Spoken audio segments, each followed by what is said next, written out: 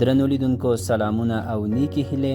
دا ښکلې دره د للندر دره ده چې له دې غرونو څخه خلک د خپلو تعمیرونو د جوړولو لپاره د ډبرو وړلو او د څارویو د څرولو لپاره استفاده کوي. د ویالې په غاړه باندې د توتو ښکلې ونې او د غره په لمنه کې د شاتو د مچیو صندوقونه او مخامخ د ډبرو د کیندلو شرکت. دا هم تفریحي ساحه ده چې خلکو خپل موټر دلته درولی دي او تفریح کوي. دا هم ښکلي څاروي، وزې او سیرلي او میږې چې دا د وطن د اقتصاد لپاره ډیر ګټور دي.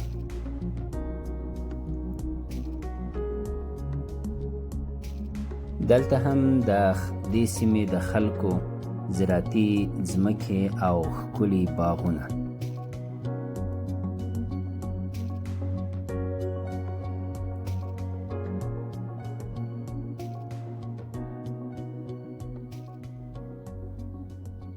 دا هم زما سره انجینر صاحب حزب الله صالحي چې زما د خاله زوی دی او د ده له برکته زه نن د دغه ښکلې ساحې لیدو ته راغلی یم.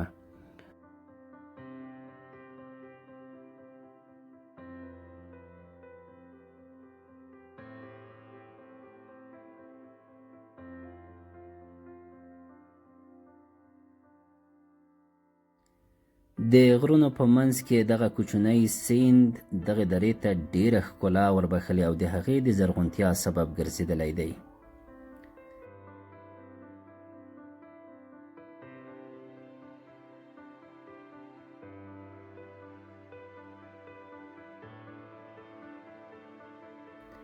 دا هم د دغه ښکلې درې لوړ غرونه او په غره کې هغه ونې ښکاریږي چې په خپله باندې په داسې لجګو غرونو کې بدون د دې نه چې خلک ورته رسیدګي وکړي یا اوبه ورکړي هغه سرسبز کیږي. هغه لوړه ساحه کې یو څه ونې هم ښکاریږي.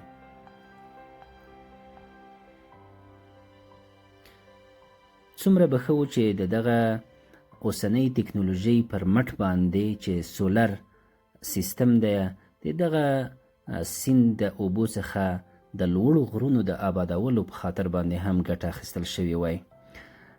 ډیر کسان دي چې پیسې مصرفوي او په دښتو کې څاګانې کني او هغلته زراعت کوي، حال دا چې په داسې یوه ښکلې دره کې روانې اوبه موجودې وي او د هغې څخه استفاده نه کیږي.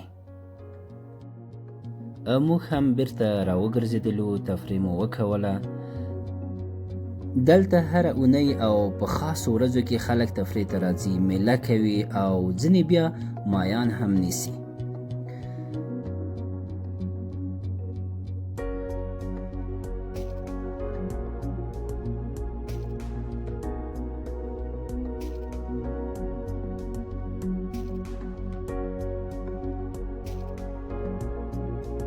دا چې دا تفریحي سیمه د کابل ښار ته نږدې موقعیت لري، سربیره پر دې چې د دې ځای د کاڼو څخه استفاده کیږي یا دلته څاروي څرول کیږي او له زراعت څخه یې ګټه اخیستل کیږي، څومره به ښه و چې دلته ډول ډول فارمونه جوړ شوي وای او په خاصه توګه د ماهیانو فارمونه چې د اقتصادي اړخه ډیر ګټور تمامېدل.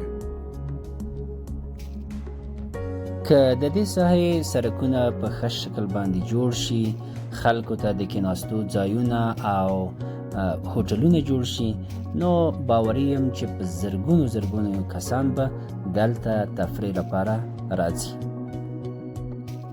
ټول هیوادونه هغه وخت پرمختیا مومي چې کله یې مشران او رهبران زړه سواندي، متحد او متخصص کسان شي.